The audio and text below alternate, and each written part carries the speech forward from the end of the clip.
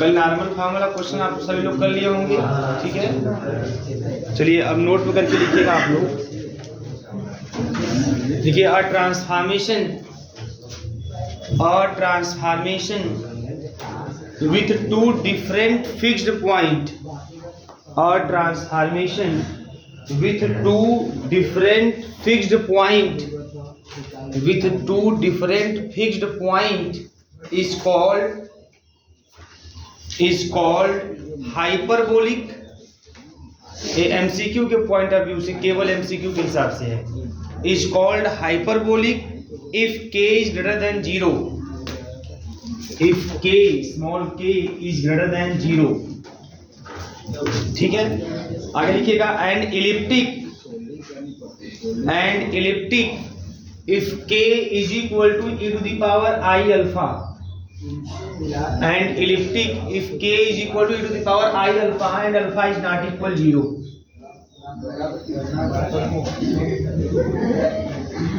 ठीक है। एंड लोक्सोड्रोमिक, अभी मैं आपको समझाऊंगा इसके बारे में, इस कर्व के बारे में।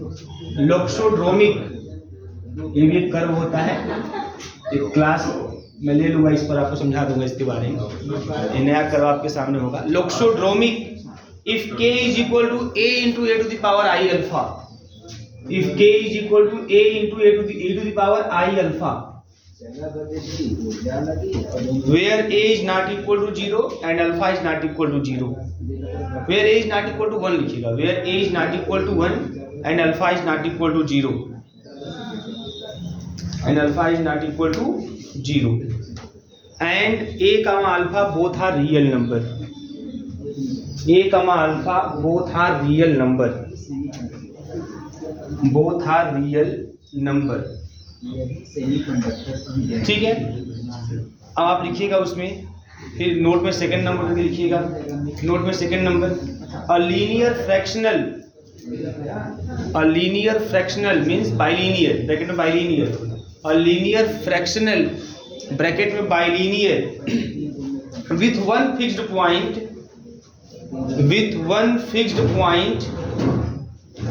Z0, with one fixed point Z0 is called parabolic। हाँ Z0 लिख पा रहे ना, Z0 आप लोग, is called parabolic, and it is expressible as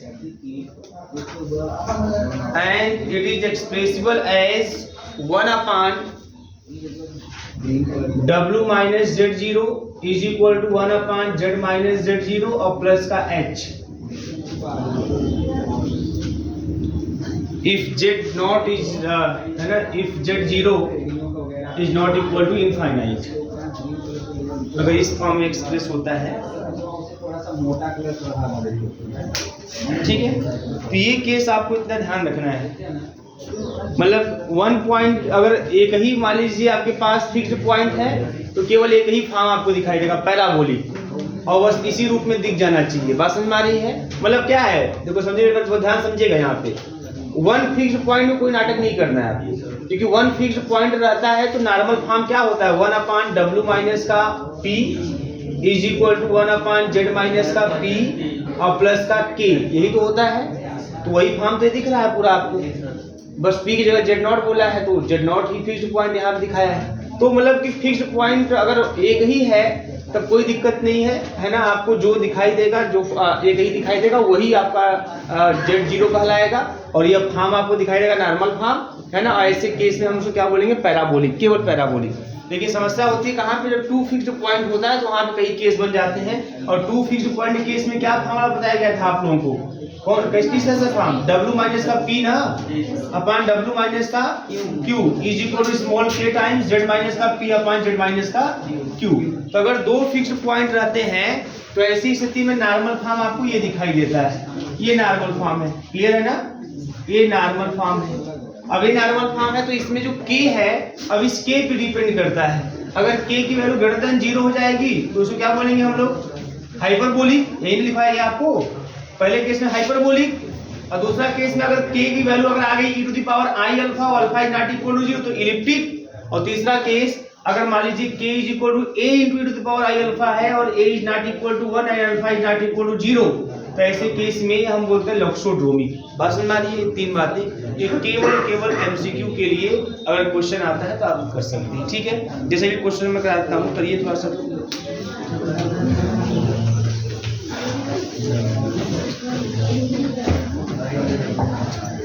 ठीक है, जैसे देखिए मैंने कल भी क्वेश्चन आपको दिया हुआ था, ध्यान दीजिए।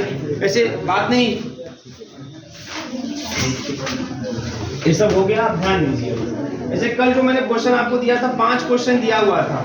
जैसे पहला क्वेश्चन था W is equal to Z upon Z minus का 2, ठीक है ना।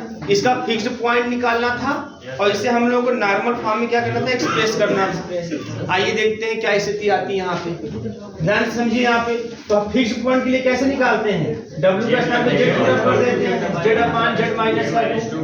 तो सॉल्व किए होंगे तो कितना आया था, जेड की वैल्यू 0 और 3 ना।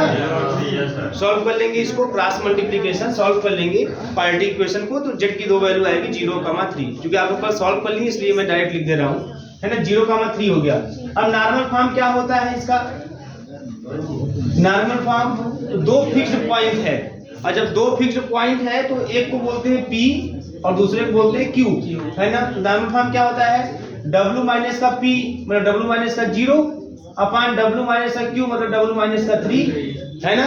और इज इक्वल टू क्या जाएगा यहाँ पे K टाइम्स, है ना, और Z माइनस का P Z माइनस का 0 अपान Z माइनस का 3, है ना। तो क्या आया होगा आप लोगों का फॉर्म, मिला लीजिए फॉर्म जो आपका आया होगा।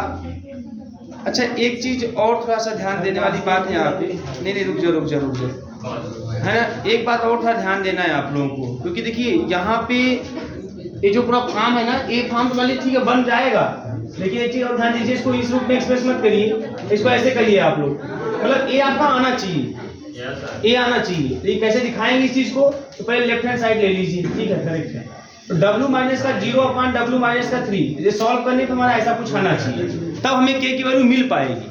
K की वैल्यू यहाँ चाहिए, क्योंकि अगर खाली नॉर्मल फॉर्म करते तो आप ऐसे बना के अपना आंसर मार देते, ठीक। ऑप्शनल अगर चाहते तो आराम से आप कर ले, तो कोई दिक्कत नहीं है। लेकिन अगर आपको सॉल्व करना है रिटर्न, तो आप लेफ्ट हैंड साइड लेकर राइट हैंड साइड निकालेंगे। बस हमारी ध्यान दीजिए यहाँ पे, तो W की वैल्यू कितनी है बताओ, W की वैल्यू कितनी है यहाँ पे, Z अपान Z माइनस का 2, और W माइनस 3 की वैल्यू कितनी है फिर, Z अपान Z माइनस का 2 और माइनस का 3। इसी को सॉल्व कर दीजिए आप, तो Z अपान बात नहीं Z माइनस का 2, फिर यहाँ Z माइनस का 2 एलसीएम ले लेंगे, तो Z माइनस का 3Z और प्लस का 6 यही ना आएगा, तो ये इससे कैंसिल हो जाएगा। तो क्या मिल जाएगा हमारे पास, Z अपान Z माइनस का 3 मतलब कितना, माइनस का 2Z और प्लस का 6। क्या आना चाहिए, कुछ ऐसा आना चाहिए, है ना, बराबर है। यहाँ पे क्या होगा, ऊपर Z माइनस 0 दिख रहा है साफ साफ, अगर मैं माइनस का 1/2 कॉमन कर लूं, माइनस का 1/2 कॉमन कर लूं, मतलब यहाँ से माइनस का 2 कॉमन कर लूं, तो Z माइनस का 3 हो जाएगा। तो आ गया वो वाला फॉर्म, है ना। 2 फिक्स पॉइंट के केस में ये नॉर्मल फॉर्म आपका आता है, तो आ गया। Here K is equal to कितना, माइनस का 1/2। इसको हम क्या लिख सकते हैं, इस माइनस 1/2 को हम और क्या लिख सकते हैं, है ना। तो वो पहला केस है हाइपरबोलिक का, वो कहता है कि K इज ग्रेटर देन 0, है ना, small K is greater than 0, तो बोलते हैं हाइपरबोलिक। दूसरा केस है कि K is equal to e to the power I alpha हो, है ना, और अल्फा क्या हो आपका नॉट इक्वल 0, तब बोलते हैं इलिप्टिक, है ना। और तीसरा केस बताया गया था K is equal to A to the power I alpha, है ना, और जहां पे A is not equal to 1 होगी, भाई 1 हो जाएगा तो यही वाला आ जाएगा, बसन भाई ना, और अल्फा इज नॉट इक्वल 0। अब कौन सा केस से बनता हुआ दिखाई दे रहा है, तो देखो इसको ऐसे लिख दें, 1/2 लिख दें और माइनस का 1 लिख दें, ठीक है ना। अब इस -1 को लिखिए e to the power I के फॉर्म में। आप जानते हैं e to the power I pi कितना होता है, पता है आपको, cos पाई प्लस का I sin pi, cos pi plus का I sin पाई। बात समझ में आ रही है। देखो अगर खाली बोलता फिक्स पॉइंट निकालिए नॉर्मल फॉर्म, तो बस आप ऐसे लेफ्ट हैंड साइड लेते, राइट हैंड साइड लेकर बराबर करके दिखा देते, काम खत्म। इसी फॉर्म में आना चाहिए, तो यही आ गया। K की वैल्यू कितनी है, माइनस की हाफ आ गई, हो गया नॉर्मल फॉर्म, काम खत्म हो गया। फिक्स्ड पॉइंट क्या हो गया, 0,3 हो गया, ये भी कहानी खत्म हो गई, है ना। लेकिन अब चूंकि अगर आपको ये बताना है कि लॉक्सोड्रोमिक है कि आपका इलिप्टिक है कि पैराबोलिक है नेचर के बारे में, तो ऐसे केस में आपको K की वैल्यू है ना कंफर्म आपको देखनी होगी सही तरीके से, इसी में से कोई एक फॉर्म आपको दिखना होगा। और एमसीक्यू में आराम से क्वेश्चन बन सकते हैं यहाँ से। cos पाई की वैल्यू -q1 होती है, सबको पता है, और sin पाई की वैल्यू 0। भाई sin n पाई 0 होता है, सबको पता होना चाहिए। sin n पाई 0 होता है, चाहे n की वैल्यू कोई भी हो, है ना, इंटीजर हो, चाहे पॉजिटिव चाहे नेगेटिव कोई इंटीजर हो। और cos n पाई की वैल्यू जो होती है वो -1 के पावर n होती है। अगर ऑड है तो -1, इवन है तो +1, ऐसे चलता है आपका। ऐसे cos पाई -1, cos 2 पाई +1, cos 3 पाई -1, cos 4 पाई +1, ऐसे कंटिन्यू होता है। तो यहाँ देखिए हो जाएगा यह 1/2 e to the power i pi. तो -1 ये सॉल्व करेंगे तो -1 आएगा, और -1 के स्थान क्या लिख सकते हैं, e to the power i pi. तो हम -1 के प्लेस पे e to the power i pi लिख दिए। अब बताओ यहाँ पे अब एक कौन सा केस दिख रहा है, यहाँ पे a की वैल्यू हो गई हाफ, जो कि नॉट इक्वल 0 है। अल्फा की वैल्यू होगी पाई, है ना, वो भी नॉट इक्वल 0 है, पाई थोड़ी 0 है ना। इसका मतलब कि हमारा कौन सा फॉर्म बन गया, तीसरा वाला, है ना, हेंस लोक्सोड्रोमी। तो आपको अगर टिक मारना रहेगा तो आप लोक्सोड्रोमिक वाले ऑप्शन पे टिक मार देंगे। तो ऐसे ही काम करना है आप लोगों को। जब भी आपको ऐसा कोई ऑप्शन दे दे कि कोई ट्रांसफॉर्मेशन बाइलिनियर ट्रांसफॉर्मेशन दे दे और 4 ऑप्शन दे दे, उसमें दे दे elliptic, parabolic, loxodromic, none of these, ऐसा कुछ करके दे दे, तो जान लीजिए आपको नॉर्मल फॉर्म में उसे कन्वर्ट करना है और उसके बाद आपको के की वैल्यू फाइंड करनी है। और के की वैल्यू इसमें से जिसके अनुरूप होगा उसके हिसाब से आप बोलोगे। अगर ऐसा है केवल कोई पॉजिटिव नंबर ऐसा कुछ दिख रहा है, ऐसे मान लीजिए खाली 1/2 आता प्लस का, दिमाग लगाओ, अगर ये खाली 1/2 आता है ना, तब बोलते के इज ग्रेटर देन 0, बोलते हाइपरबोलिक। बात समझ में आ रही कि नहीं आ रही है, ऐसा कुछ। और खाली मान लीजिए माइनस का 1 आता, बस में खाली माइनस का 1 आता, तो आप इस वाले केस में चले जाते हैं, तो बोलते हैं इलिप्टिक। लेकिन यहाँ पे माइनस का 1/2 आया, है ना, तो इसको 1/2 को अलग करना पड़ा, -1 को अलग, इस तरीके से आपका बन गया लोक्सोड्रोमिक। ये चीज ध्यान देना है आपको, ठीक है ना। ऐसे कर लीजिए इसको, वैसे कल किए भी थे यहाँ तक, बस आज के की वैल्यू के अकॉर्डिंग हम लोक्सोड्रोमिक। ऐसे जितने भी कल क्वेश्चन आपको मैंने दिया था 5 क्वेश्चन, उन 5 क्वेश्चन को भी आप ऐसे लगाइएगा नॉर्मल फॉर्म में। नॉर्मल फॉर्म जब भी कन्वर्ट करिएगा तो ये आपके दिमाग में होना चाहिए, यही हमें लाना है, हमें यही लाना है। अब लेफ्ट हैंड साइड आप W की जगह पे जो दिया है उसको रख के सॉल्व करिएगा, इस वाले फॉर्म में लाइएगा, और फिर जो भी कॉमन करिएगा इस फॉर्म में लाने के लिए वही के की वैल्यू हो जाएगी। बात समझ में आ रही है ना, यही है, सिंपल तरीका है और कोई दिक्कत नहीं है।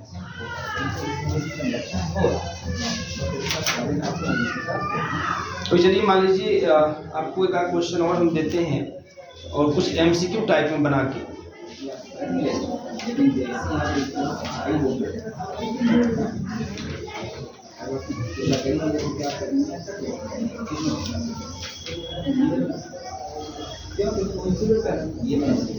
अब देखो इसमें देखो गैप क्या है बेटा, इससे थोड़ा सा ज्यादा है, तो गैप का मतलब यहाँ से यहाँ तक लिखना ऑटोमेटिक हो जाता है। कितना एनर्जी चाहिए, कितना एनर्जी चाहिए, जैसे नाला है यहाँ वहाँ तक जाना है, यहाँ से यहाँ तक थोड़ा सा कम एनर्जी रहता है तो आ जाओगे। तो यहाँ से यहाँ तक इतनी एनर्जी चाहिए, अब इतनी एनर्जी देना पॉसिबल है, लेकिन अगर यहाँ पे देना है, यहाँ से यहाँ तक जाने के लिए कितना एनर्जी देना पड़ेगा। सर लोक्सोड्रोमिक में जो एक ही वैल्यू है नॉट इक्वल 1 होगा। हाँ, अगर इक्वल टू हो जाएगा तो इलिप्टिक वाला केस नहीं बन जाएगा वो। भाई इलिप्टिक वाले में लोक्सोड्रोमिक में क्या अंतर है, अगर a = 1 कर दें तो यही वाला केस, दोनों केस बराबर नहीं हो जाएगा, है ना। तो लोक्सोड्रोमिक के लिए a ≠ = 1 होना चाहिए, क्योंकि अगर a = 1 हो गया तो इलिप्टिक का केस हो गया।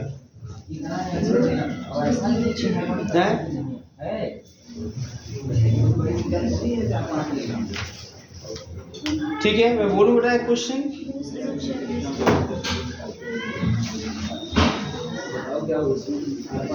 बहुत ही सिंपल है, कुछ नहीं है।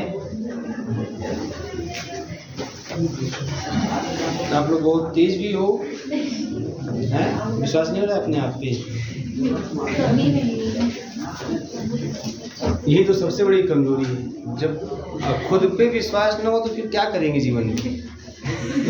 हाँ भाई, कुछ करने के लिए खुद पे विश्वास होना चाहिए, वो ना हो दूसरी बात है, खुद पे विश्वास होना चाहिए, यही समस्या है। बच्चों को पूछिए ना कि क्या करना है, पता ही नहीं, कैसे करेंगे ये पता नहीं, है ना, कर पाएंगे ये पता नहीं, नहीं कर पाएंगे ये भी पता नहीं, बस चल रहा है उसी में चल गई, तो ऐसे थोड़ी काम चलेगा, तो इसमें तो समस्याएं बढ़ जाएंगी। कोरम पूरा करने से कुछ नहीं होगा, खाली भीड़ बढ़ाएंगे आप लोग, बाद में चिल्लाएंगे हम बेरोजगार हैं।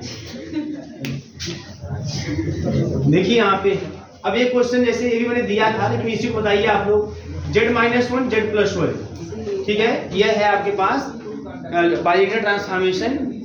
तो दिस बाइलिनियर ट्रांसफॉर्मेशन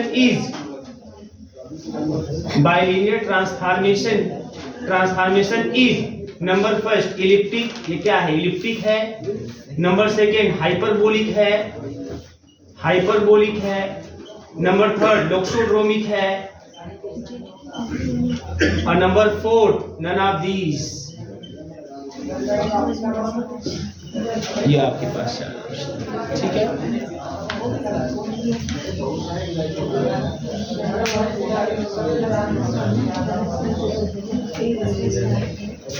बताइएगा आप लोग भैया लगा के इसको।